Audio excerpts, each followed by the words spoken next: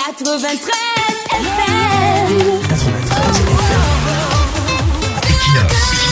Radio. Bonjour, suite des fins de nos commentaires sur la présence du président du Conseil constitutionnel à une réunion qui s'est soldée par un appel à candidature. Même s'il a seulement fait 2 secondes en salle, il y a toujours matière à polémiquer.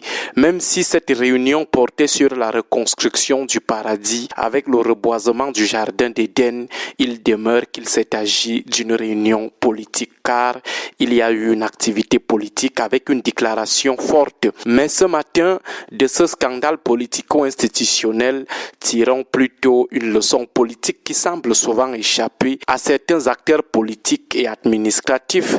Il s'agit de l'hygiène de vie publique et politique.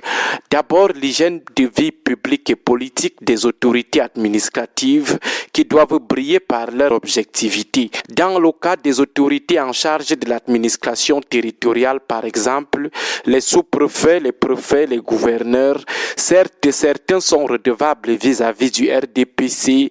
Ils sont ancrés à l'ENAM parce qu'ils étaient très actifs dans l'OJRDPC du village. Ils sont ancrés à l'ENAM parce que papa ou l'oncle était au commis de l'État grâce au RDPC.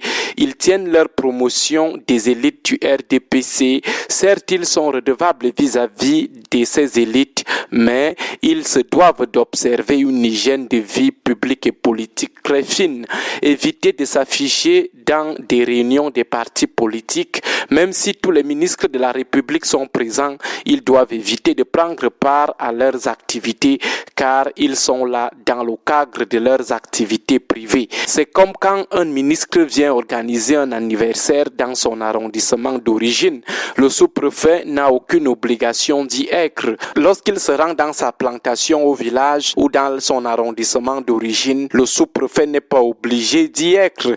Il en est donc de même des meetings politiques de ses ministres. Le sous-préfet n'est donc pas obligé d'y être. S'il commence à participer au meeting d'un parti, il devra trouver des raisons pour justifier pourquoi il ne part pas au meeting des autres partis.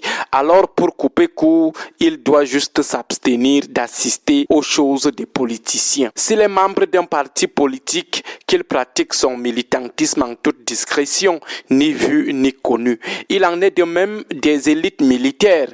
Les officiers militaires doivent s'abstenir de toute activité politicienne, même en privé, même militer de près ou de loin dans un parti, ils doivent éviter cela. Ils ont des outils dangereux en leur possession, à savoir les armes, la violence physique légitime. Ils font partie eux-mêmes des instruments à risque. Alors, les joutes politiques générant généralement les passions souvent incontrôlées, ils pourraient, en cas de tension incontrôlée, utiliser abusivement ces instruments dangereux. Lorsqu'un commissaire divisionnaire qui a une arme en sa possession, il a les hommes et la violence physique légitime à sa disposition. S'il est militant d'un parti, il y a de fortes chances que lors d'une opération de maintien de l'ordre impliquant les militants des partis adverses, il y a de fortes chances qu'il utilise abusivement son arme et les hommes qui sont sous son contrôle. Lorsqu'un officier militaire est militant d'un parti au pouvoir, en cas de perte de pouvoir, il peut être tenté d'utiliser les armes en sa possession pour défendre le pouvoir de son parti.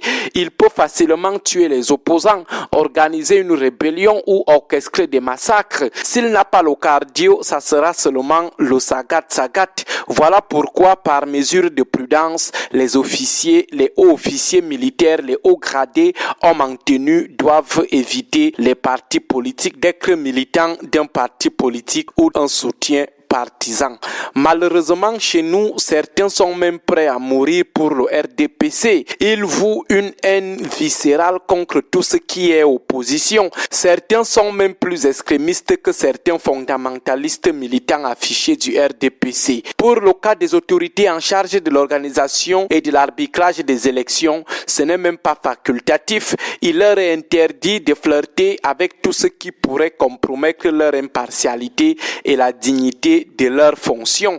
Là-bas, ça ne se discute pas, ce qui signifie que même si c'est un enfant de l'un d'entre eux qui l'invite à un anniversaire ou à un baptême, dès qu'il sent que ça pourrait compromettre, pas que ça peut ou que ça va compromettre. Dès qu'il sent seulement que ça pourrait, il s'abstient d'assister à cet anniversaire ou à ce baptême. Concernant l'hygiène de vie publique des acteurs politiques, ces derniers doivent soigner leur image, leurs déclarations privées et publiques, leur fréquentation, leurs actes, leurs accoutrements. Ils ont une image d'acteurs politiques à soigner. Certes, ils sont libres de faire tout ce qu'ils veulent, qui est légal, seulement leur personnalité de leader leur impose une certaine autocensure.